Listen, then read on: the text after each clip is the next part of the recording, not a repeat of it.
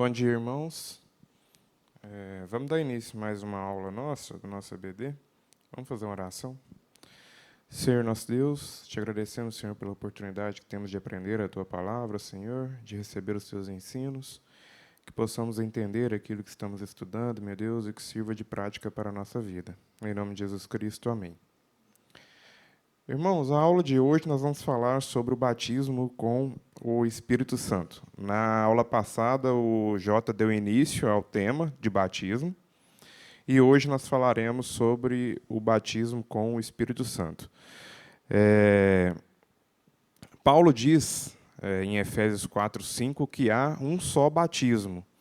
Então, isso significa que todo aquele que é salvo e que foi batizado, independente de qual denominação que ele esteja, de qual foi a prática, se foi batismo por aspersão, se foi batismo por imersão, significa que ele já está batizado, porque existe um só batismo. E essa é a crença que a Igreja Presbiteriana traz.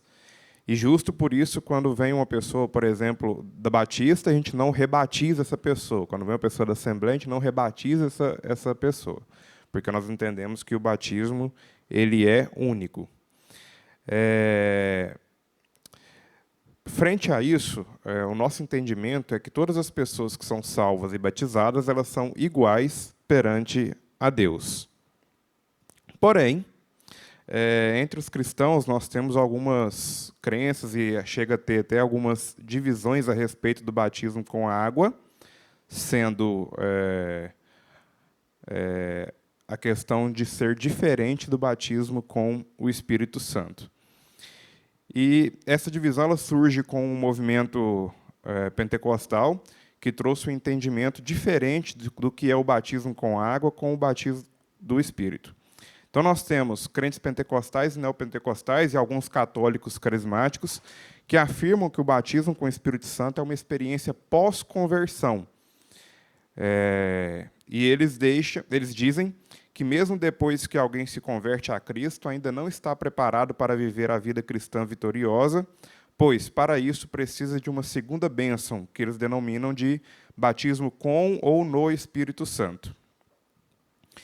E aí os que já foram batizados com água, eles entendem que essas pessoas, beleza, elas aceitaram a Cristo, foram batizadas, mas elas ainda precisam esperar para receber um segundo batismo, que seria o batismo com o Espírito Santo.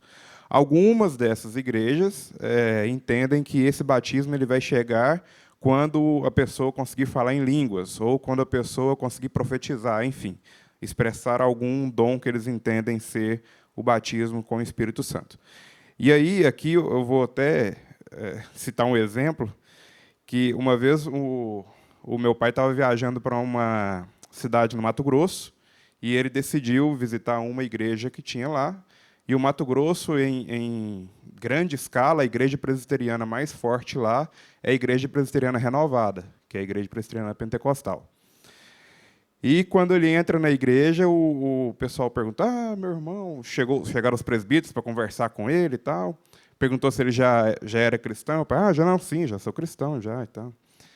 Então você é batizado com o Espírito Santo? Aí meu pai disse: sou. Aí eles: então, que benção, qual igreja que você é? Meu pai é presbiteriana. Tradicional ou renovada? Aí meu pai: tradicional. Aí os caras: misericórdia, irmão. Não, você não é batizado com o Espírito Santo, não.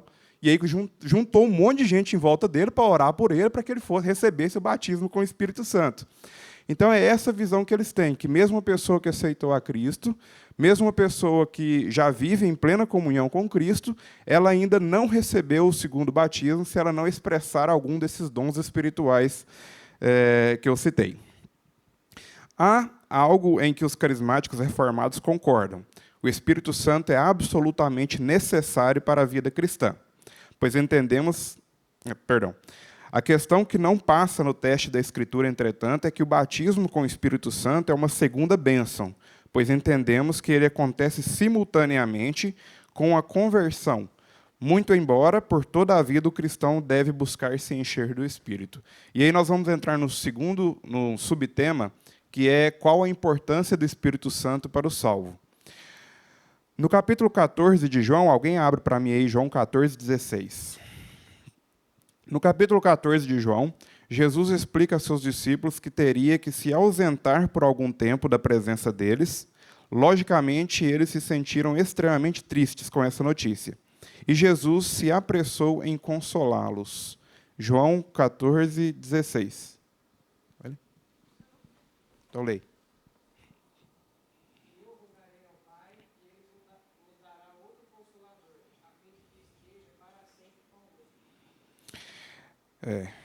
Note a expressão outro. Jesus foi o grande consolador de seus discípulos, mas agora ele precisava partir.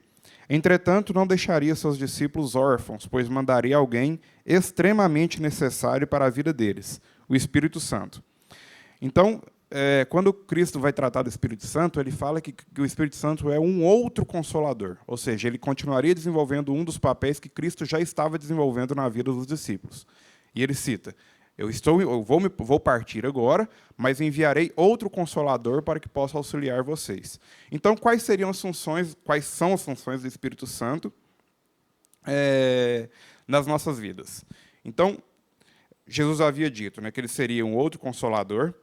Também fazia parte da sua obra convencer o mundo do pecado e da justiça e do juízo. E Jesus disse que o Espírito Santo viria para guiar os discípulos a toda a verdade. Isso está em João 16, 13.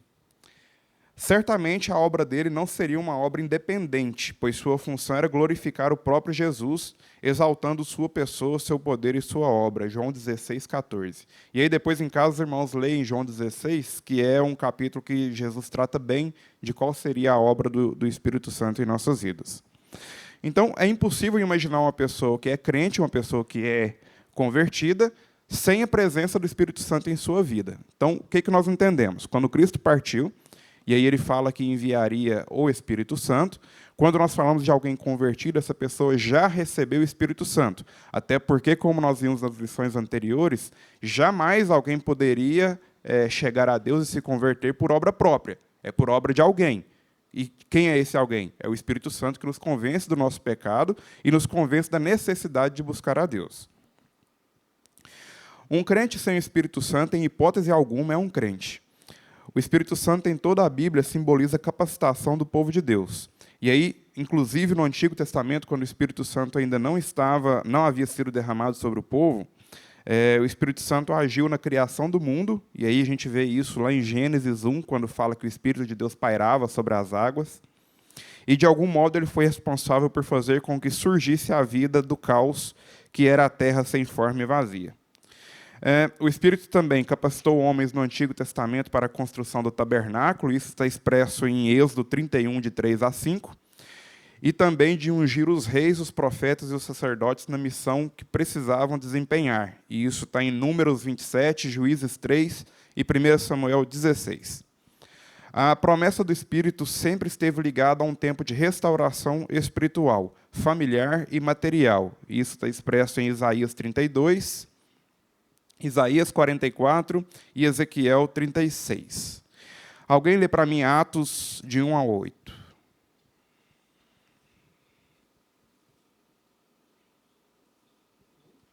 Atos, de 1 a 8. Atos 1 a 8, perdão.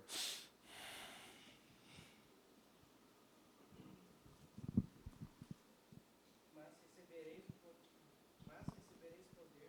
ao descer sobre vós o Espírito Santo, e sereis minhas testemunhas tanto em Jerusalém, como em toda a Judéia e Samaria, e até os confins da terra. O autor traz assim: portanto, o Espírito é o grande dom de Deus para o seu povo. Uma vida cheia do Espírito é o que Deus idealizou para o seu povo, e por isso que ele derrama o Espírito dele sobre nós. Bom, nós entendemos agora qual que é a função do Espírito Santo.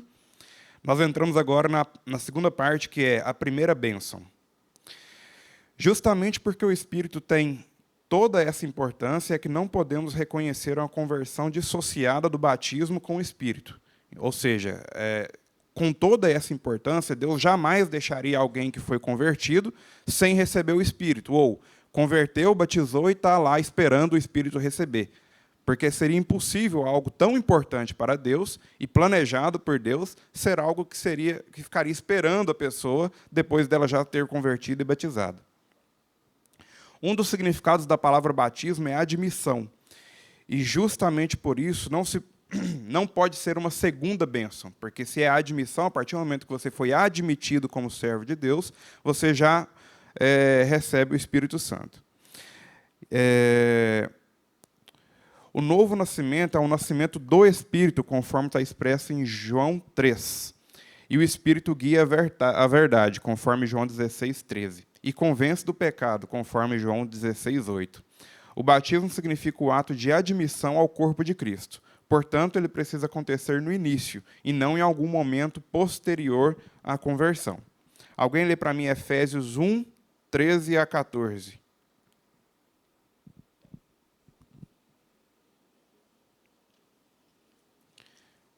Efésios 1, 13 a 14.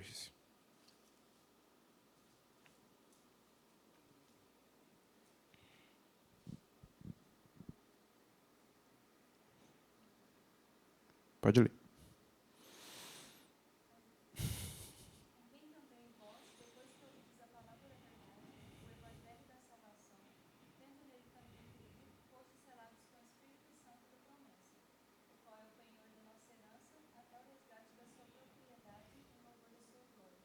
Então, nós temos que, depois de crido, já foi selado pelo Espírito Santo.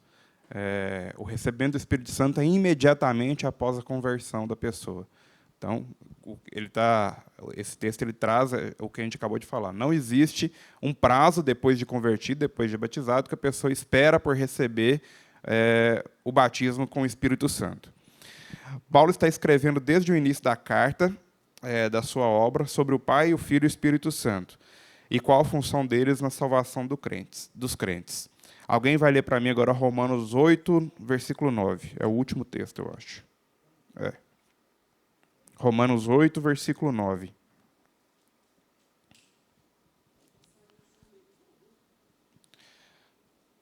Falta só um texto. Depois, quem estiver assistindo, lê na Bíblia.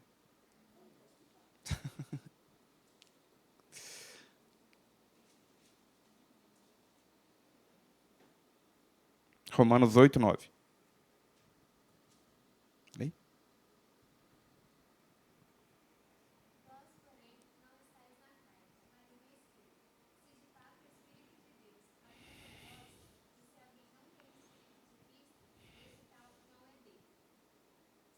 O autor traz assim: se o Espírito habita o crente, é porque aconteceu uma transformação completa na vida dessa pessoa. Ela não está mais na carne, ou seja, já não é escrava do pecado. Mas veja que Paulo diz claramente: se alguém não tem o Espírito de Cristo, esse tal não é dele. Como seria possível alguém se converter e ainda não ter recebido o Espírito? Paulo está dizendo que um crente que não foi batizado com o Espírito não é um crente, pois é o Espírito que o faz ser crente. Por isso, temos afirmado que o batismo com o Espírito não pode ser uma segunda bênção. Ele tem que ser uma primeira bênção junto com o batismo. Em Atos, não preciso de ler, porque o texto é grande, em Atos 2, de 30 a 41, vai contar a história de Pentecostes, que é o principal texto onde o pessoal pega para falar a respeito do batismo com o Espírito Santo. E aí foram 3.000 pessoas batizadas na ocasião, e o autor traz assim: essas 3.000 pessoas não precisaram esperar para serem batizadas com o Espírito. Tudo aconteceu simultaneamente, pois não faziam parte de um grupo especial de discípulos que já conhecia Jesus antes do dia de Pentecostes. Então, quando a gente tem o texto das 3.000 pessoas que se converteram a Cristo, essas pessoas se converteram naquele evento onde houve o derramamento de Pentecostes, elas se converteram, foram batizadas, e naquele momento elas já receberam o Espírito Santo. Então, não houve uma espera, não houve um tempo entre o converter e o receber o que eles chamam de batismo com o Espírito Santo. Não é uma segunda fase, digamos assim, de quem se converteu. E aí nós entramos no terceiro ponto e último dessa lição, que é o enchendo-se do Espírito. Porque quando a gente fala que a gente recebe o Espírito logo que convertemos, não quer dizer que em alguns momentos nós não vamos ter baixas e altas da nossa vida espiritual. E Paulo, inclusive, traz isso, que ele nos manda encher-nos do Espírito. Diz assim: ao dizermos, porém, que o batismo com o Espírito é uma experiência inicial da vida cristã, uma primeira bênção, não estamos querendo dizer que ela é a única. Na conversão, há um batismo e um enchimento com o Espírito, mas outros enchimentos terão que acontecer futuramente. E aí, onde fala do texto de Paulo, Paulo orienta os cristãos de Éfeso a terem cuidado para não entristecer o Espírito. E isso está em Efésios 4:30. E aos cristãos de Tessalônica para não apagar o Espírito, em 1 Tessalonicenses 5:19. Então, nessas orientações, Paulo explica para os cristãos que eles estão com o Espírito Santo vivendo com eles, estão na vida deles o Espírito Santo, mas, ao mesmo tempo, ele explica que, através de nossas ações, através daquilo que fazemos ou deixamos de fazer, nós podemos entristecer o Espírito e também apagar o Espírito de nossas vidas. Então, fases da vida, por exemplo, como nós não estamos com vida de oração, quando nós não estamos com vida de leitura da palavra, com certeza o Espírito Santo está apagado em nossas vidas. E aí, quando Paulo fala para encher dos Espíritos, é justamente buscar, para que a gente possa não viver dessa forma, apagando o Espírito ou entristecendo o Espírito em nossas vidas. Uma pessoa que foi batizada com o Espírito Santo pode ficar totalmente vazia do Espírito?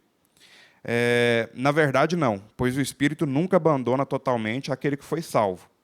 Mas as influências dele sobre a vida da pessoa podem ficar bastante inexpressivas ou inaudíveis.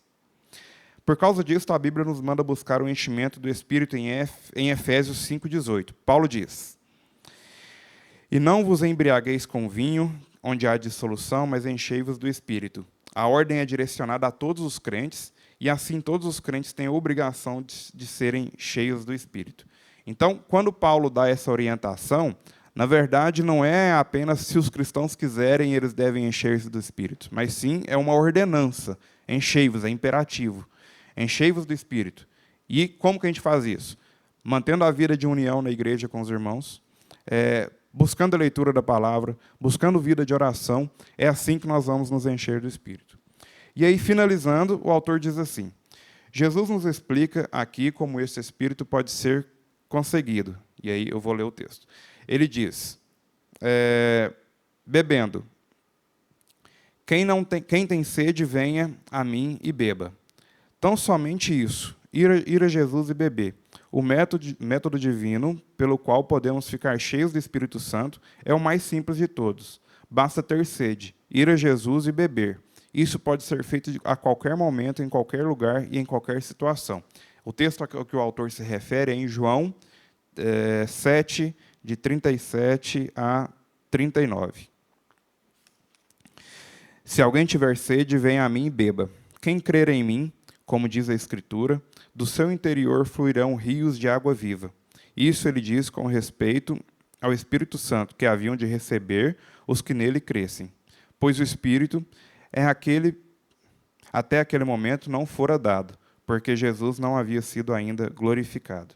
Então, quando Jesus fala para as pessoas que queriam receber e que iriam receber o Espírito Santo, ele dá uma receita muito simples. Venha a mim e beba, e vocês receberão. Então, não tem essa de ficar esperando o Espírito descer sobre nós, não tem essa de precisar falar em línguas para demonstrar que o Espírito Santo desceu sobre nossas vidas, ou profetizar qualquer coisa para demonstrar que o Espírito Santo desceu em nossas vidas, ou sair dançando pela igreja para mostrar que o Espírito Santo desceu sobre nossas vidas, porque não é isso. O batismo com o Espírito Santo é tão somente crer em Cristo, e a partir desse momento nós já recebemos o Espírito Santo, e o Espírito Santo nos convence de nosso pecado, e nos leva para perto de Deus, e nos faz querer ter uma vida com Deus. Essa é a função do Espírito Santo, essa é a principal função do Espírito Santo, ser o nosso consolador. Foi para isso que ele nos foi enviado, e não para a gente poder fazer coisas que são visíveis aos olhos humanos. Não é para isso, e por isso é que uma das lições foi para tratar desse assunto. Tem alguma dúvida em relação ao batismo com o Espírito Santo? Algum questionamento? Que, Jota? Não? Então, nós vamos finalizar a nossa aula. A próxima aula vai ser o irmão Anderson, que vai dar, e é Frutificando para Deus. Então tá, meus irmãos. Finalizamos.